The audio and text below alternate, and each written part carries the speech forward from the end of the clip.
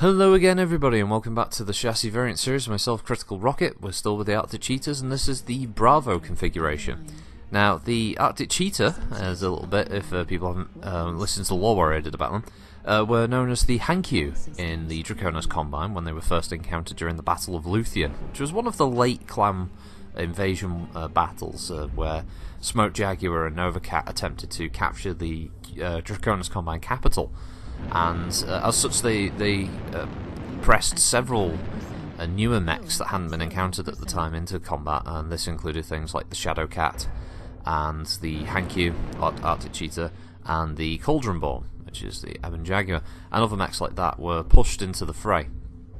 And as such, it represented sort of Smoke Jaguar and Nova Cat's attempt at bringing overwhelming force and unknown elements into the battle to try and overwhelm the Cretan defenders. And fortunately for Draconis Combine, they did fight off the Nova Cats and the Smoke Jags, and quite successfully in the end, defeating a large number of them, and causing a great humiliation. Smoke Jaguar, who at the time were desperate to try and get a big win, so they could look more impressive against their rival clans, namely the Wolf and Ghost Bears at the time. So, Hankyu is translation is short bow into English. So that was the Innisphere name for the Arctic Cheetah. Obviously, most people will probably call it Arctic Cheetah, although I do quite like the Japanese naming for some of the clan mechs. I thought it gave them a more interesting appeal with things like Hankyu, Masakari, Adaishi, Koshi, stuff like that. They were kind of cool names for them over what they actually ended up being, which is mostly just animal names, which is okay, I guess. But anyway, the Bravo configuration of the Arctic Cheetah is another very rarely seen, and probably for good reasons, build. This was a variant that came with 3 energy hardpoints and a single ballistic hardpoint. And the stock configuration is a medium pulse, a ER medium, and a LB2. Probably backed up by the Flamer, I can't remember now. But it was a build that at the time was the only Arctic Cheetah that had ballistics. Obviously now you have the E variant with its crazy number of ballistics. It's 6, something like that. So nowadays you're not going to pick up the B for that one ballistic slot. But for the longest time, the B variant was the only variant that had a ballistics hardpoint for the Arctic Cheetah, which allowed you to try and mess around and add some bigger weapons. But by and large, it wasn't the most popular choice for the Arctic Cheetahs, for those players, as they preferred things like the C variant and the Prime and whatever else. Although the C variant did end up being the most popular. So, is it okay? I have a weird love for the 2 range of weaponry. So I really enjoy being able to just hold down the trigger and just keep firing an LB2 into a target. You know, when it's distracted or it's stood still, and you've got that nice sweet range spot, and you can just hammer away. You're not doing a lot of damage, but there's just something satisfying about dropping round after round after round after round into a mech. And the fact that this is one of the very, very few mechs in the game that come with an actual LB2 or an AC2 is a lot of fun for me. Would I recommend it though?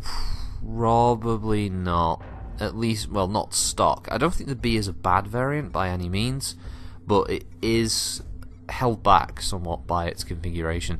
It's kind of it's a weird range as well, because it's got a very long range of the LB2, a medium range, and then short range with the medium pulse. So it's not the most simple mech to use. I was firing both the ER medium and the medium pulse together at the same time, but that doesn't necessarily mean it works well together in MechWarrior Online. Obviously, again, when you're dealing with hexes, you don't have to worry so much about distance and all that. But MechWarrior Online, trying to fire an ER medium and a medium pulse together at the same time means you have to force yourself into the pulse's range to get the best benefit of that weapon. So it's got a few issues. I did manage to one-on-one this Irby for a bit, thanks to the Flamer overheating him because of his MRM build. Although I don't think I get the kill, and I think someone else sneaks the kill away from me on that one, which is a shame. And notice I'm not firing the LB2 as much because I don't think it's a good idea to fire AC2s or LB2s at small targets because they're harder to hit. You want to spray them at bigger targets like I was an Archer earlier. So yeah, I like it. I did like running it. It was quite fun. You could probably come up with some pretty half decent builds. The ballistic slot could at least give you something like a heavy machine gun or a light machine gun if you want to put bigger weapons on it, which is pretty good. Another problem with this one, like the A variant, watch out, all your weapons are in your arms, so if you lose one of your arms you're losing 50% of your firepower, and that's never a good thing, and there's not a lot of armour on the arms on Arctic Cheetahs, so you got to be aware of that.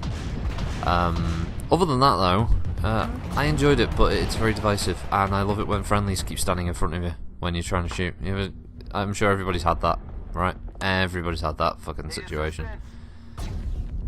And so we get to, I think, yeah, that's the last enemy mech. He's an ECM target, and I try to follow him, and he swings left in a second, and I go right, so we don't encounter each other at all near the end. So I'll just use this opportunity, as I was talking about in the A video, about the fact that they've oversaturated Rubolite because of the event system. People are already getting tired of it, and I think there's also another problem with this Grim Plexus is turning into the Alpine of sort of domination modes. PGI, please readjust the location of the domination spot on Grim, because it's not good. One team generally has the advantage over the other. It shouldn't be like that. It really shouldn't. You have to take into account the amount of cover that you're giving one team over the other. Don't just plop it down and expect people to come up with new and varied tactics every time. The maps generally kind of force you into one rough direction for both teams to go, and in this case one team has a pretty good spot, the other team has a pretty bad spot. So yeah, that's the end of that one. So thanks for watching everybody, I hope you have a good week, and I'll see you next time. Bye.